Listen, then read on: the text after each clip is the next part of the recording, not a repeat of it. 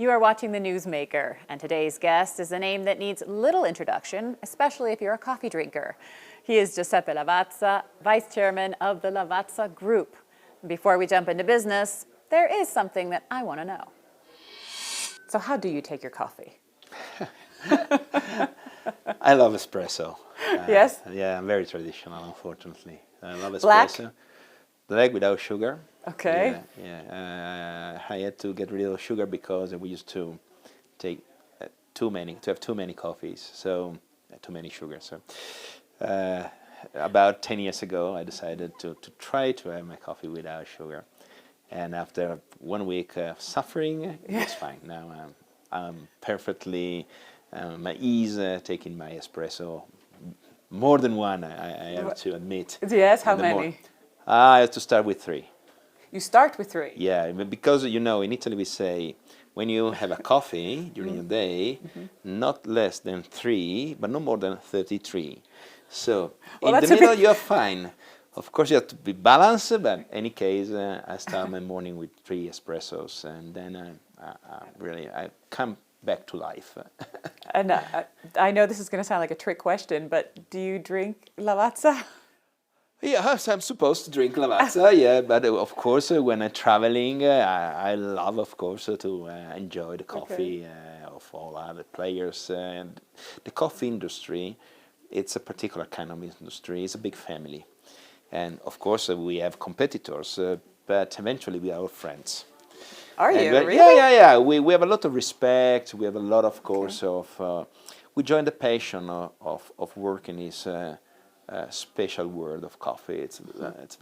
It's a privilege to be part of this global family, and so it's always very interesting even to enjoy and to try the product of our friends and competitors, and said, oh, well, okay, because everyone tried to express some ideas, the vision of the world in a cup of coffee. That's fine to think about that and say, what is the meaning that you put in this kind of special products? And I love also to try different kinds of preparation, not just espresso, but drip. Okay, what's your favorite? Cold. But espresso is my favorite because I love this intense taste and soft, rounded, full.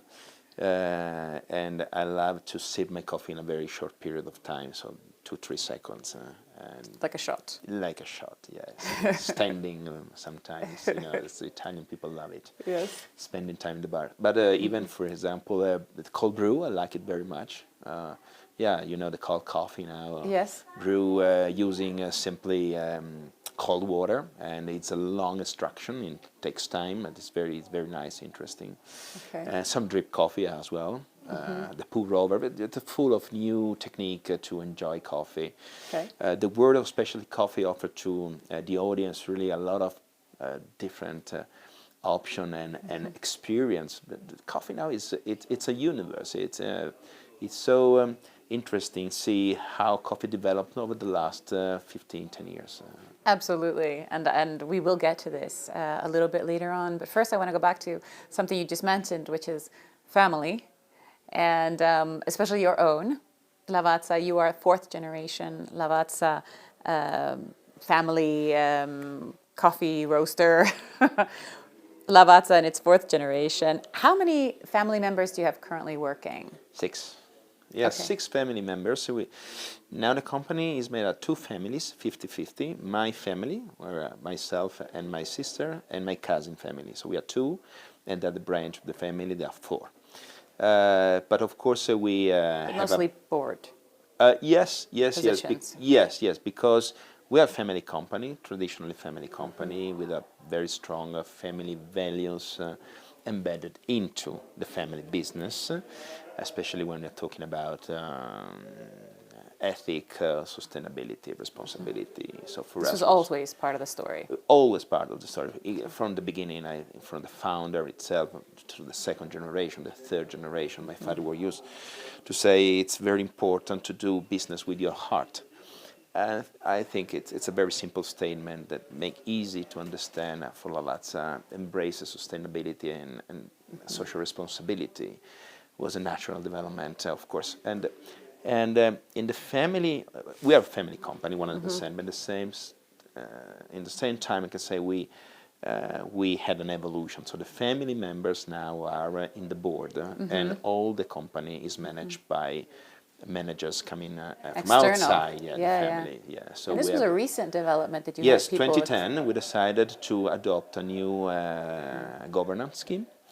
And this was a very good idea because the family members who wanted to be part of the company started to be too many, 6 people with different age, different generations. So my cousin, the chairman, is the representative of the third generation. My father unfortunately passed away in 2010. And so different skills, different vision, and so it was very important, I think, to try to draw a line and define a space for the family members. There are active shareholders. I mean, we follow the business on a daily basis, but without any operational role. Okay. And a very skilled and selected management team that have, of course, the task and the commitments to run the company and to design with us the strategy and to look after operation. It was very good because after 10 years, we doubled the size of the company. Okay, so clearly Yeah. it was a good move. Yeah, a very good move. And all the family was very, commitment to do it. The agreement was 100% shared by all the family members, and it's still there, of course. So to that point, Lavazza is now the world's 4th largest roaster by sales. Yeah. 2018 was a good year. Yes. It was Tell me- very, very good year. 2018, in a nutshell, it's an year where the company get to 1.87 billion euros of revenues with a growth of 9.3% compared to 2017. 30 billion coffee cups served in the world. It means 4 million of bags of green coffee as our turnover. And what is very important is the rate of our turnover outside Italy is about 64%, supposed to get to 70% in 2021. So really, and a big program of acquisition. The last one was the acquisition of the drink division of Mars, now called Lavazza Professional. It's a big company, about 300 million US dollars turnover. It's very strong in US with some operation in UK, in Germany, in France. So it was a very, very strong year, full of new things. So it sounds like you're on track with reaching that target of 2 billion by 2021? Yeah. Is that still the goal? Or? Yeah. That's the goal. So we are on track and with a very, I think, complete program of integration of the new company we have bought, because Mars Drinks just the last company we bought and we are going to merge. But in 2016, 2017, 2015 also the company acquired many companies, starting from Carte Noire in France, Merrill in Denmark, Kicking Horse in Canada. And so it really is about consolidation. Yeah, it's about consolidation. And mergers and acquisitions. Yes. All the coffee market has undergone a big process of consolidation, started by one of our competitors, JD, many years ago, and followed by Nestlé, by Starbucks. And so Lavazza wanted to be part of this process of consolidation as a player, not just seated in the audience and looking the other, doing things. And we had the chance of be part of this big movement because we had the money, we had the cash, and the family and the management decided to reinvest everything in this new adventure. How much do you invest in R&D and research and development? It's about 2% of our turnover. But most important is the amount of money we invested in this program of acquisition, consolidation, integration. Which it's is about 1.5 billion euros. So big money for us. That is big money. Yeah. And you have that money. We had the money, yes. We had the money because many years ago we we sold with a very good capital gain, a stake in a quite important US company, Green Mountain, and at the right moment. And was part of the deal we had with this company.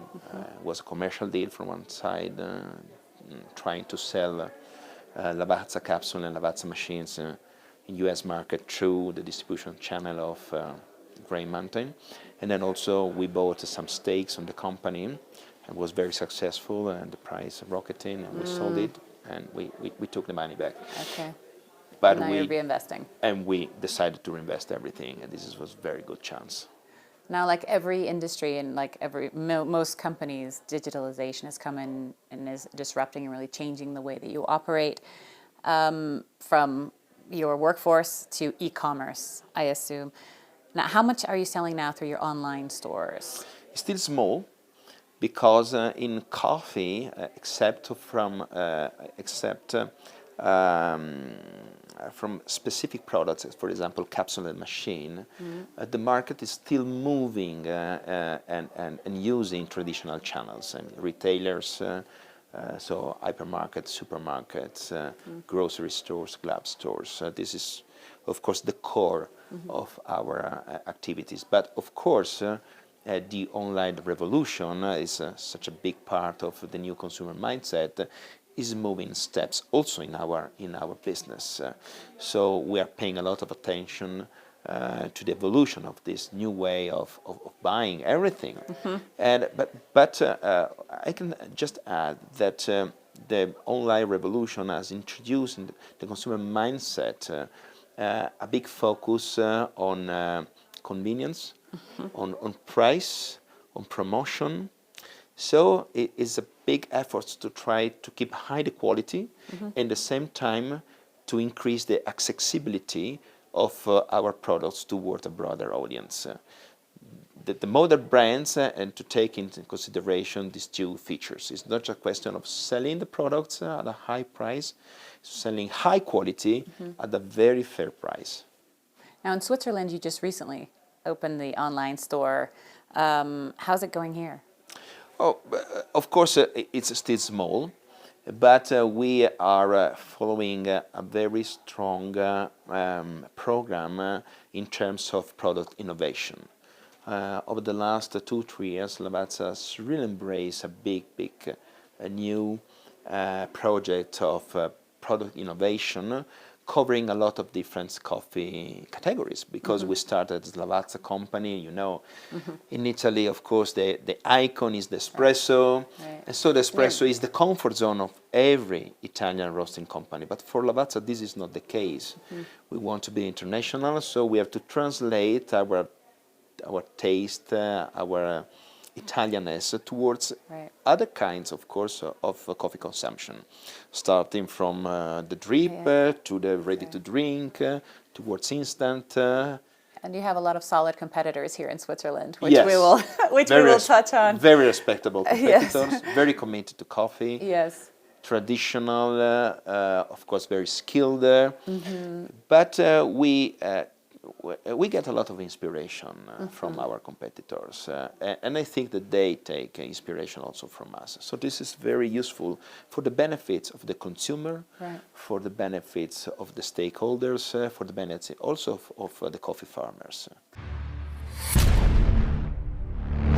In 2018, foreign markets accounted for 64% of Lavazza's revenues, of which Switzerland was but a small part. How do they intend to grow in Nestlé's home turf? We pose that question and more to Giuseppe Lavazza on part 2 of our Newsmaker. So thank you again, Giuseppe, for being with us on the Newsmaker. I'd like to start the second part of our interview with something not everybody knows, which is that Switzerland plays a major role in the coffee market. I mean, it's a major trading hub. We've got in the Lake Geneva area, one of the largest coffee trading centers in the world. So Starbucks, Nestlé, UCC Merkur, Keurig. In Zug, you've got Strauss, Jacobs, Ebgerts. A lot of big name players here, but Lavazza does not have a Lavazza footprint here? Why? No, we are based in Turin. It's very not far away from Geneva. And of course, Italy is not Switzerland. The uncertainty we are familiar with in Italy is not the case for Switzerland. Of course, I think this is why many traders and many companies decided to put the headquarters in this area. It's so central in terms of European geography, and at the same time is very safe, offer a lot of very nice infrastructure. It's uncertainty in Switzerland is zero. It's like the rate for the German bonds is below the zero, so it's very safe. And I think it's important because when you have to run operation in the coffee producing country, you have to take on a lot of risk. Of course, many countries feature a lot of political, social instability, and so it's important. Even as a client, of course, we are a customer of many of these traders. We basically work with all the traders, and for us, it's primarily to have a partner that is based in Europe, in a country that we know very well, offer a lot of comfort, of guarantees. So I think this is the reason why you find in Geneva, and of course when you have big players coming in a place, they open the door for all the others. So this is a natural aggregation, and this is very, very useful for us. Very useful. And think about all the investment they have to do in many countries, in Central America, in South America. So they need to have a backbone, a sound backbone to sit. But you don't need it. Lavazza. No, we don't know it because we have a different way of doing business when we're talking about the green coffee and the procurement. So all these traders are, of course, suppliers of Lavazza. And we used to work with them for many years. But the headquarters of the company is in Turin. And so we trade everything from Turin. Of course, we have a big division looking after all the operation. You keep it home. You keep it at home. Yes, we had a lot of contacts with the origin countries, but our interfaces are the coffee traders based here in Switzerland. You brought up the risk associated with some of these countries. Let's talk about some other risks. We have the impact of the trade tensions on the coffee market. How are you seeing that playing out? Yes, of course. This is a reason of concern, exactly as Brexit is, exactly as political instability in my country is. But, it's part of day-to-day business. So we have to be, of course, dynamic, fast.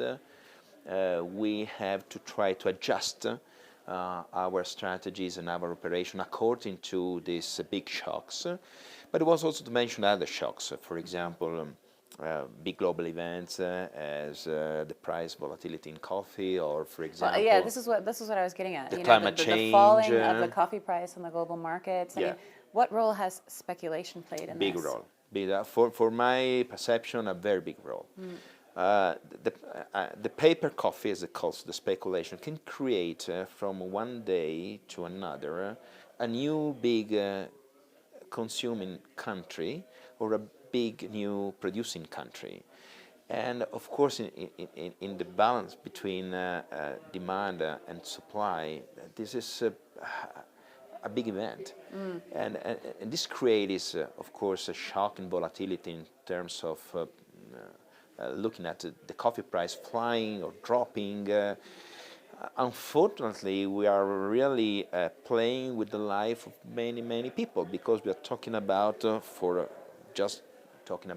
course, the supply side, the farmers, about 25 million farmers around the world. And if we consider for each of them, for people as the normal component of a family, we are talking about a huge population. So, but you can't enforce a price increase in the coffee market, can you?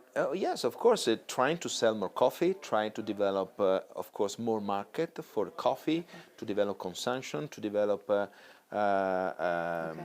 much more attention towards quality coffee that, of course, provide a lot of more value to the farmers. But it's very tough to find against this volume, massive volume of speculation. I mean, the coffee market is a small one; it's not a big one. And remember that, Regardless of what you think, because it's an $80 billion market globally. And the terminal market started as a mechanism of protection for the players. It's not just a market for the speculation. But now the speculation is so huge, maybe because the low interest rate, because the liquidity, because many external factors. But eventually the reality is that they provoke an incredible and dramatic shocks in terms of dropping or rising. Talk to me about the Swiss market now. You said your goal is to grow out and stand up to Nestlé and become the most attractive espresso brand in the country. And quadruple your business, your Swiss business by 2020? We have our small ambition, of course. We sell espresso, and of course we are part of the people that try to offer to the coffee lovers the best experience, and of course taking into consideration also the backlash of using some technology, for example the capsules. So we are very committed to try to find a way to solve the problem of the waste, and we have launched this month in September in a couple of 3 countries around Europe a new solution with a compostable coffee capsule that really overcome the problem of that the backlash waste. You mentioned, Yeah, so I think that nowadays the commitment of all the big players that are looking for quality and providing good service and consistency to the consumer is not giving instrument to prepare a good espresso, but even taking in consideration all, of course, the supply chain and but the life cycle your of the business product. in Switzerland? But the business is very small. I mean, how are you doing that? Oh yeah, it's working day by day with the right products, trying to enlarge a little bit the community of our consumer, strengthening the loyalties. How much are you generating in Switzerland? In Switzerland, it's a small business. It's about 10 million. So. Okay, all right. So there is room to grow. Yeah, it's the room to grow. Yeah, for us, it's a room to grow. Yeah, absolutely. And do you actually see a chance against Nestlé? Oh, Nestlé, of course, it's a phenomenal player. But we try to do our path, and of course. Yeah, the Swiss like their Nestlé, huh? Yes, it's a company of big tradition, exactly as in Italy, people love Lavazza. It's the same. So it's a big local champion, as Lavazza is a big local champion. But there is always more to taste, and so why not? We try to offer our tradition. We have to offer our idea of quality. Yeah. We like to offer our idea of social responsibility, reputation, of consumer experience as well. And it's not just espresso for us. Sure. It's more things. How often has Nestlé come knocking on your door? You laugh. So I can say that, of yes? course. It's confidential. But you have to understand that nowadays the coffee business is a business where many companies talk each other. Because with the consolidation, of course, all I can say all the perceptions, all the idea of the development of this market have changed. So in the past, everyone was alone and doing the business alone.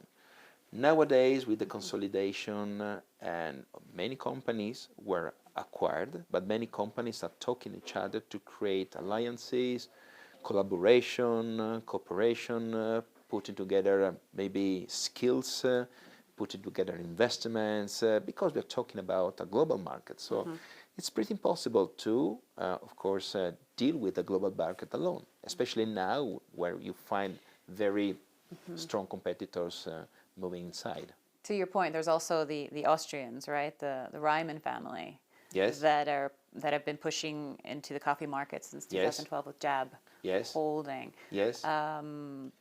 Yes. They are also, as I understand it, they've also come knocking on your door. But you hold them off. Why do you Lavazza is a good refuse? company. It's a good company because Lavazza owns a global brand. And in the coffee business, it's pretty rare to have company that have the chance of featuring a global brand. And in the coffee business is a global business, but it's still made up by local champions. And if you go to France, you find some very strong French brands that are the leaders in the market. If you go to Spain, the same. If you go to Germany, to UK, to US, it's not easy to find company that had the chance of working with a global brand, and Lavazza is one of them. So this is why Lavazza is so interesting. Could be a good ally, could be a good partner, could be, but the company is not for sale. That's the point. So everybody knows it. So. And as we talk about these alliances that are growing, again, we said Jab, and then you've got Nestlé and Starbucks teaming up recently, large corporations making huge investments.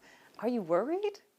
No, but because we have invested a lot of money, we have done very good acquisitions, very selective acquisitions. So following the idea of create a portfolio with the local champions and jewel brands. So this is why we decided to acquire this. We were lucky because we had the chance to do that, but we were ready to do that. So lucky, but at the same time ready.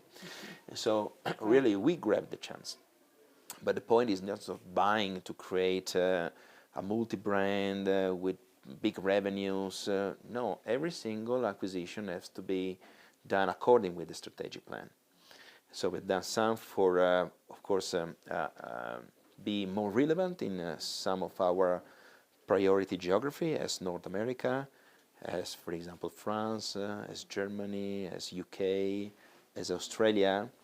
So everything is done not just to put, revenues on top line, but really to create something that makes sense for a long-term run. I think there's no choice, the way the Oh no, the other choice is to developing. sell the company, but because the family decided 10 years ago to stay on board and to stay independent and to work to create a big Italian group, international group based in Italy, but of course with a lot of business, relevant business around the world, and very focused on coffee. So we decided in 2010 that Lavazza was, is, and will be a pure premium coffee company. And this is our mission. And so we're working for that.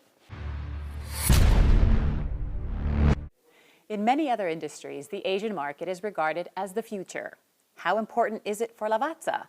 And what do they really think of Starbucks muscling in on the Italian market? We ask this and more to Giuseppe Lavazza in part 3 of the Newsmaker.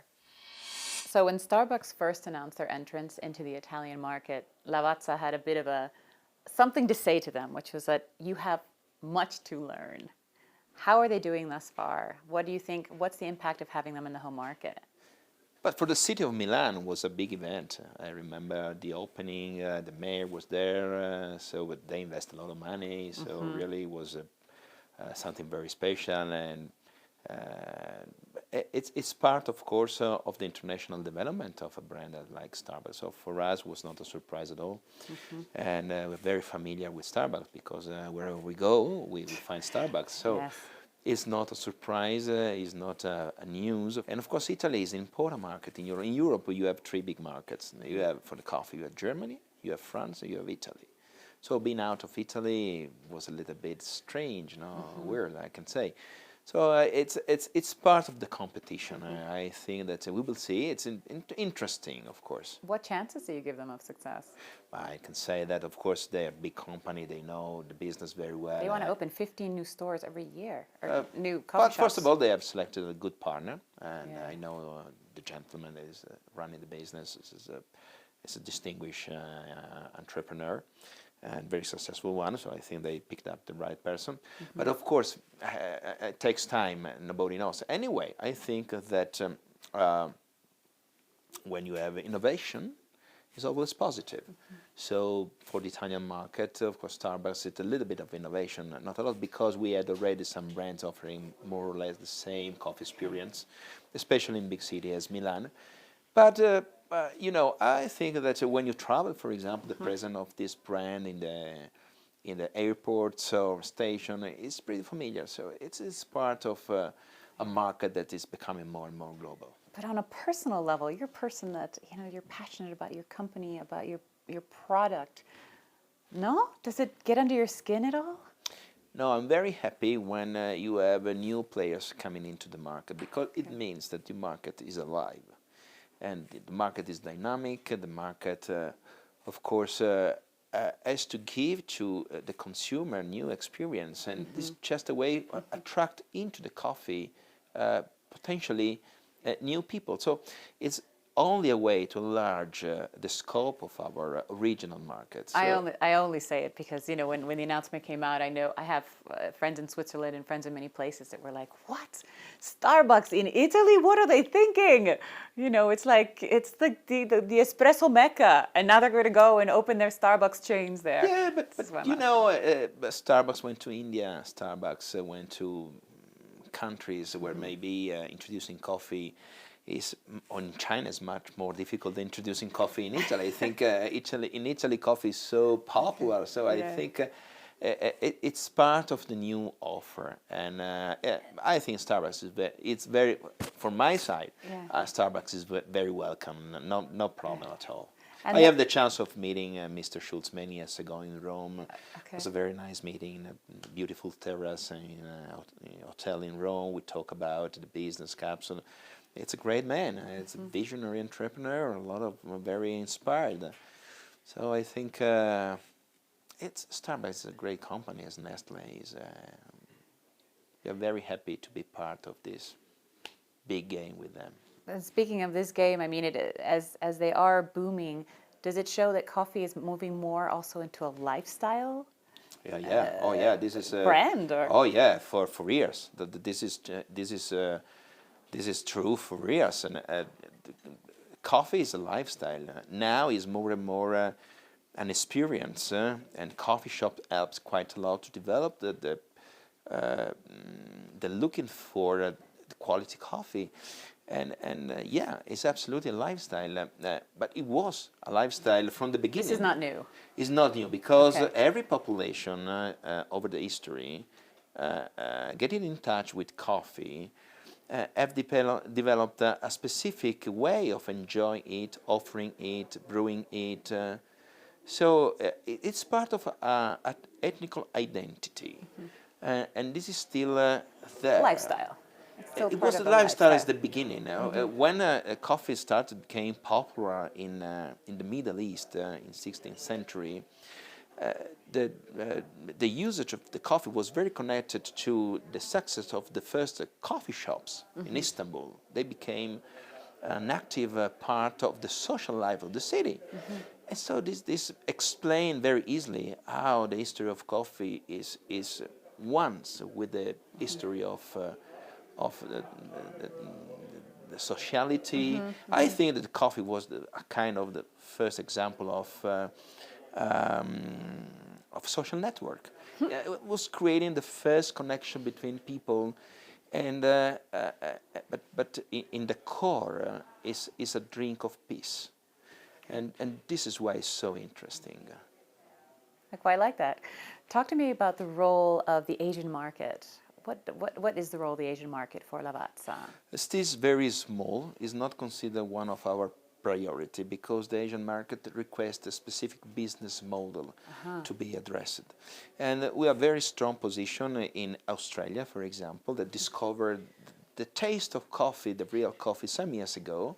And Australians are so proud to present to the world their own idea of coffee. They are very proud to, for example, to have invented the flat white. Now this is just a sign of how people it's excited in that area, in that market about the coffee. And for Australia, for Lavazza is a big market. It's one of our priority.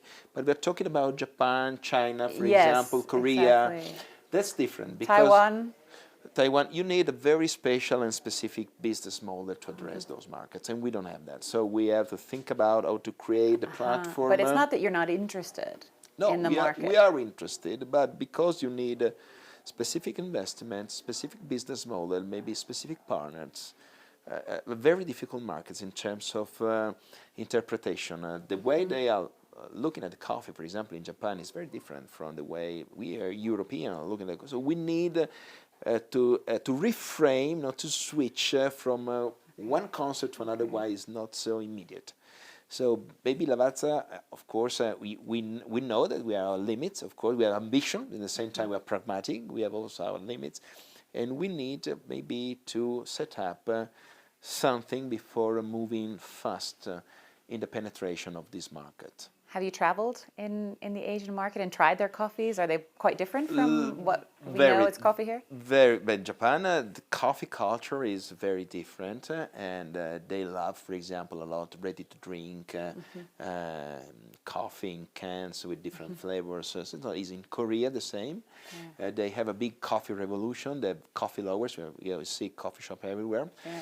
China is it's driven by locals, but even by external players. Now you have Luckin, you have Starbucks. Yeah, now that you bring up Luckin, I mean, what they call them, the Chinese Starbucks, right? They raised more than $500 million on Wall Street last June. You know, it's the coffee business is old economy, but it's still on the spotlight. So this is an example they show you as coffee. It's really vibrant. It's still vibrant, not only for the player, but even for the financial community. You think that the IPO, the rising such an incredible amount of money. Is not new economy, no. It's not digital. It's not technology. It's not tech. It's coffee. It's with some tech application, of course, but it's still coffee. That's serving coffee and cappuccinos. So it is something that you're thinking about. You just have to find out how to approach it. Yes, of course. That you have to be responsible, even how you set up your business. So it's not just a question of running fast, but even go safely. Talk to me about, we touched on this in one of the earlier parts of the interview, transparency a bit in the supply chain, especially when it comes to sustainable coffee. This sounds like another trend along with consolidation, for example, of the market. That's really a talking point, no? Yeah, it's integral part of our concept of reputation. Reputation nowadays for companies Lavazza is more important than awareness. In the past time, awareness was everything. Awareness, penetration, now reputation. Don't spend money to advertise our activities. We don't like that. So we do a lot of stuff, a lot of things, but we believe that the stakeholders are talking for us. So we don't spend €1 in promoting what we're doing. We spend all our euros in doing things for the benefit of the supply chain. And this is very effective. Also in terms of reputation and equity value. That's incredible. Brand value. That's absolutely relevant. So reputation is transparency. You can have reputation without transparency. So we try really to be outside of the farmers, to help them. This is why in 2004 we established our foundation to have a long-term commitments toward social responsibility, sustainability, help the farmers to be more resilient towards many external accidents. Yeah, because I mean, coffee consumption is growing. I mean, the trend is it is growing. So this in turn, you have to meet those production needs and care for them, especially in the face of challenges like climate change. Yes, and for the farmers, of course, it's a very good news, because if the world asks for more coffee, of course, they have to produce more coffee. So the problem now is to push farmers that now are showing a very low productivity rate towards a higher productivity rate. And this is the case of many countries in Central America, some other countries in South America, with the exception of Brazil, some other countries in Africa, for example. All the countries in Africa are suffering very low productivity. So if the world is demanding more coffee, it means demand, of course, of quality coffee, and demands more biodiversity, not just one kind of coffee. Because coffee is like, the colors for a painter. You need a lot of them. We are not just black and white. We love colors. So the more color you have, the more different kind of coffee you can offer. And the more, interesting you are for new consumers. And as we look at other trends, what about more personalization of the coffees? I mean, Lavazza built their reputation on blends, right? This is something that really is synonymous with your family and with the business. Are we seeing more of this? Yeah, yeah. This is a part of the big trend around food. People 20 years ago discovered that food could be something exciting. Food could be something you can travel for that. Yeah, Instagrammable. Instagrammable quite a lot. Yeah. It's a mean that can provide you a lot of pleasure, sharing with people, of course, your friends, good moments. Discovering food is part of your education, so you want to be more acquainted about ethnical food, how food is processed, for example. So the origin of the food, the craftsmanship around food. The slow food movement, for example, is a demonstration of the interest that people shown about the way the food is made, and so this as a sort of effect, you create the personalization of food because everyone wants to express a little bit itself through his or her food choices. So you express your personality, selecting this kind of wine, or eating this food, or for example, choosing this restaurant. And of course, coffee is part of this big revolution. And internet also push quite a lot consumers towards bespoke products because, you know, on internet, maybe you have the chance of picking exactly what you want. And we're talking about shoes, for example, or fashion. Now it's quite normal to ask for a limited edition product with this specific feature, Right. and the coffee is the same. On top of that, we have the big revolution of the specialty coffee. That's start in America, arriving in Europe, and now maybe going to Far East. Specialty coffee, what is it? To go to taste the excellence of farmer estate coffee. So we're talking about a single farm, 10 bags, this farmer, this specific production. You see a lot of point of contact between wines, for example, and coffee. And this is new, but this is great, exciting. So you see a lot of small roaster popping up in US, plenty of them, in the garage. So what's that mean for you?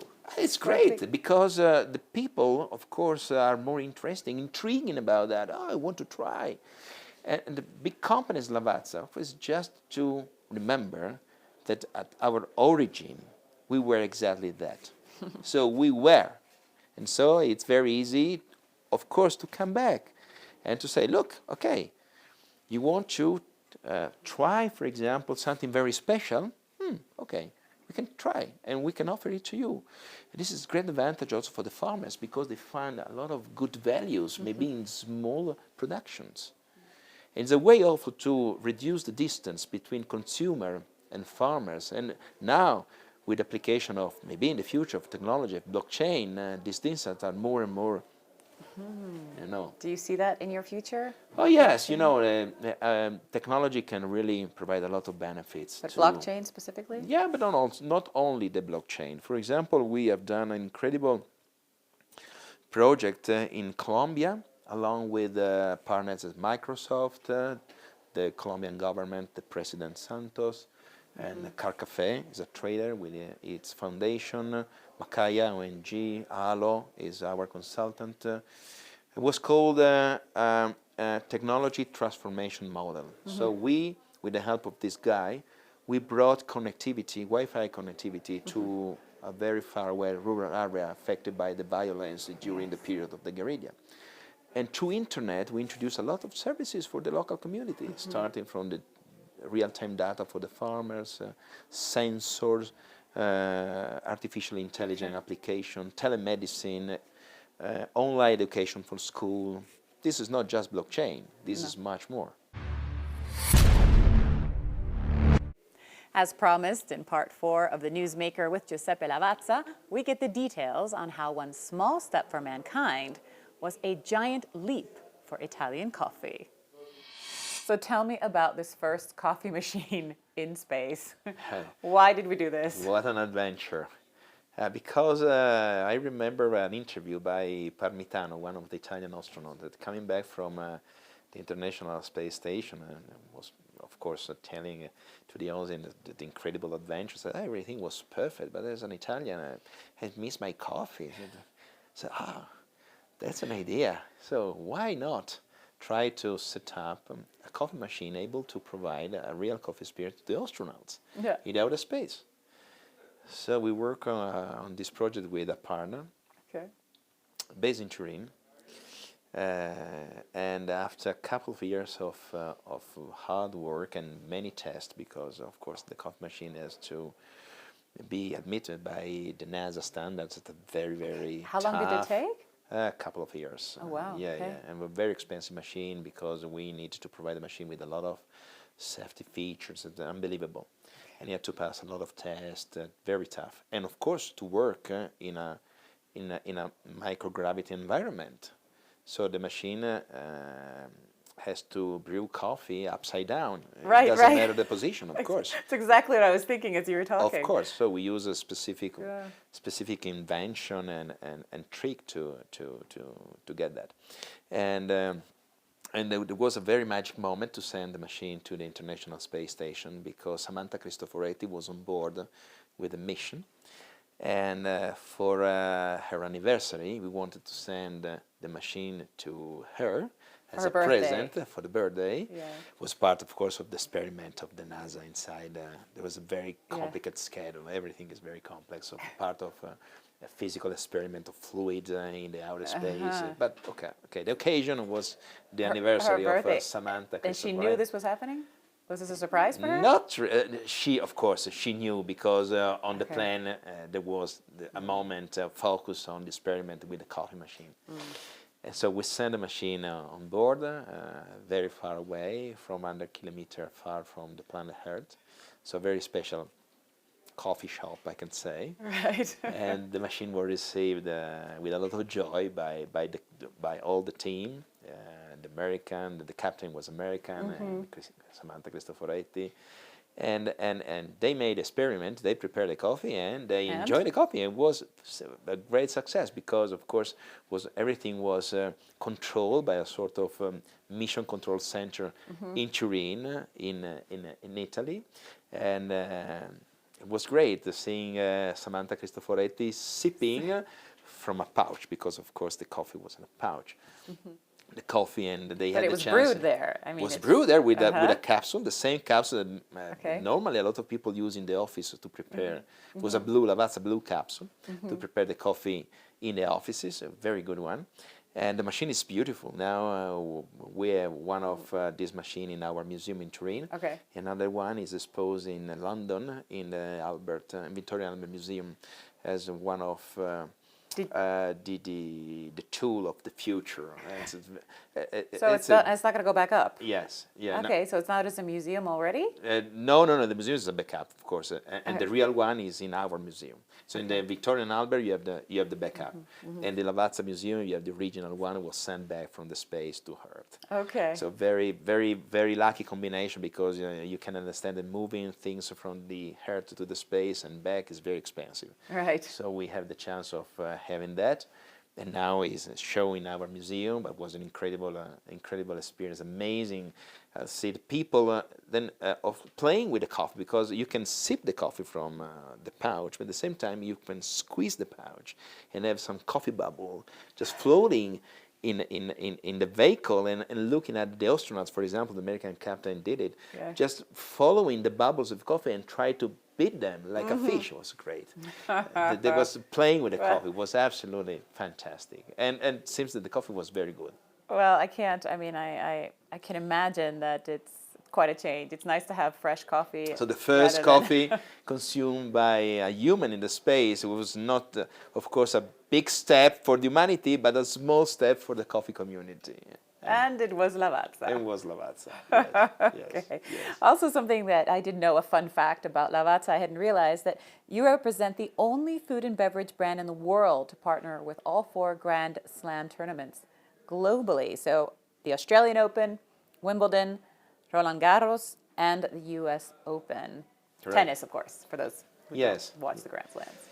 Yeah. How important is this? Very important, connection because here? it's of course is a important investment for us, with the chance of being present in 4 geographies that are priority for our international development.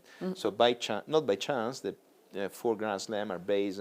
Are you a tennis fan? I mean, No, how I'm did not a that tennis come fan, about? but I'm started appreciating tennis because a very nice and viable mean of development for my company. So France, UK, that's a priority market, Yes. US, priority market, and Australia, priority market. And Grand Slam offers us the chance of transform the events in the largest coffee shop in the world. We serve more than 1 million of coffee through the 4 Grand Slams, and it means, of course, an average of about 250,000 coffees each time, setting up a lot of places when you can enjoy coffee, training a lot of people. And only in Wimbledon we set up 62 different coffee shops around the ground. And 62? Yeah, we train 800 people for 2 months. It's a big operation.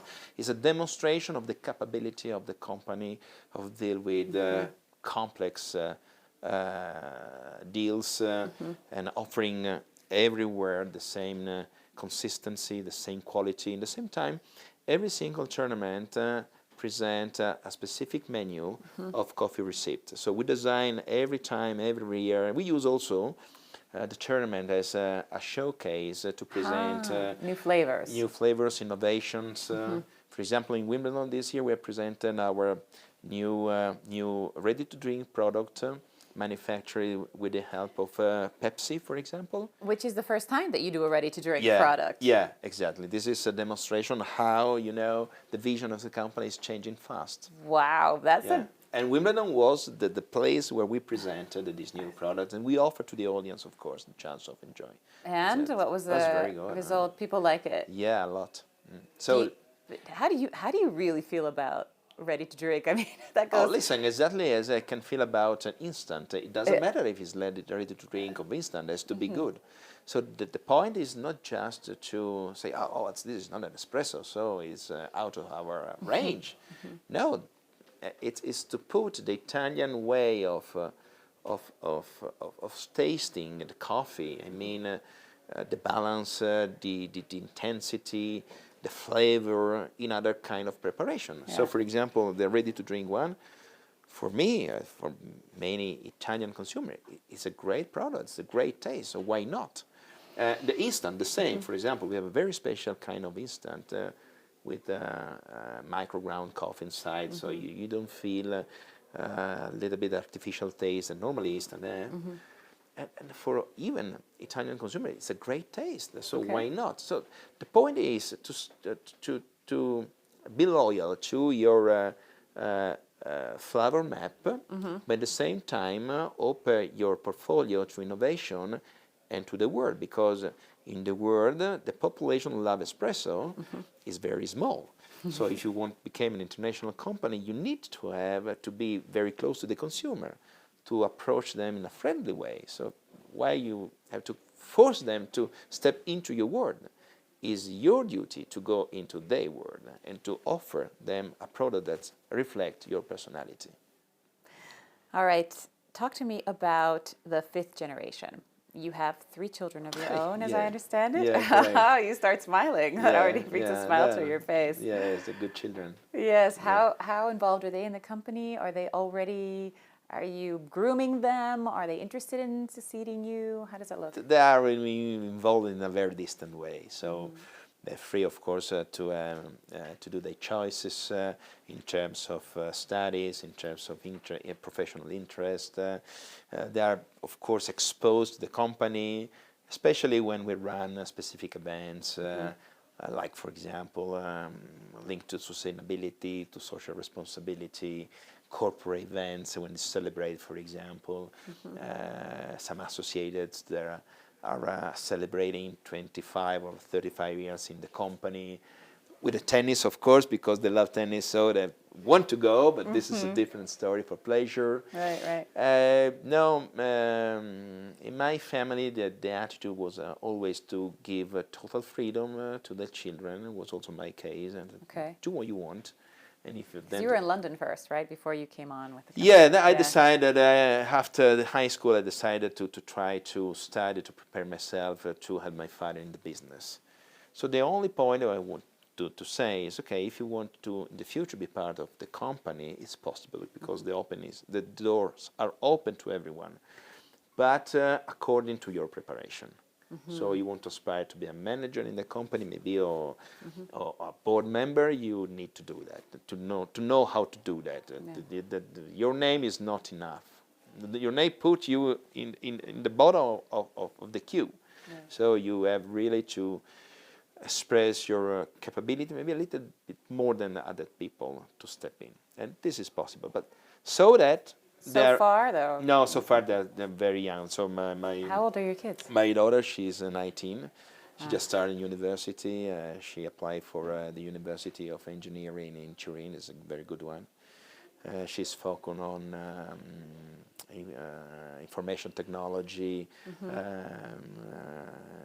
electrical engineering, communication, and she's very good. Okay. And my first son, he is 18. So in Italy we have 5 years of high school. So he's in high school. So this is the last year, and the last one he's 16. So we have 2 more years to go. So they're still. I wanted to study hard, and they have to study hard. They have to be responsible for the minimum that the family requests. Then is to be good student and generous people, but they are on track. Yes. Sounds lovely. Okay, I'd like to finish up now with a few questions that I'm just going to throw at you. And answer it. Tell me what the first thing that comes to your mind, okay? And these are just questions to give the audience a better look into your person. Yes. Yeah? Ready? What is your most treasured possession? My family.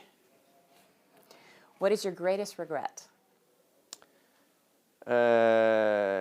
Not do enough for some friends. Something come to mind? Specific or? No, in generally. In general. Yeah, not doing enough for friends. Okay. How would you like to die? Oh, sleeping.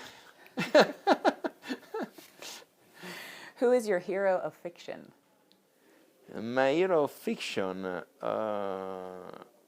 is Winston Churchill in The Darkest Hour. Okay. Why? He's a great man. Only against everything, but with incredible vision and character. That's great. Temperament. What is your idea of perfect happiness? Oh, perfect happiness. The perfect happiness is to be in peace with everyone. Okay. That's not easy. Yes. Happiness is difficult in your world. Okay. What do you consider your greatest achievement? My greatest achievement is to see my children smiling. Oh. Well, you smiled when we brought them up, so. Which words or phrases do you most overuse? The words, as a word? Yeah, words or phrases. It could also be in Italian if it comes. Yeah. It could be, there is nothing to do. I see. It's over. Okay. You say that a lot. No chance.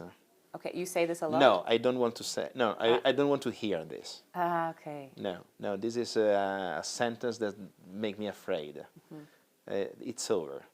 It's over. It's so sad. Why? It's never. I don't think never. Something is never over for me. Something is always open. No way. That's if it's over, it's very sad. Okay. What is your greatest fear? My greatest fear is to lose my intellectual capability. Mm-hmm. And what does money mean to you? It's a way of doing a lot of things, and especially to try to help people that don't have money.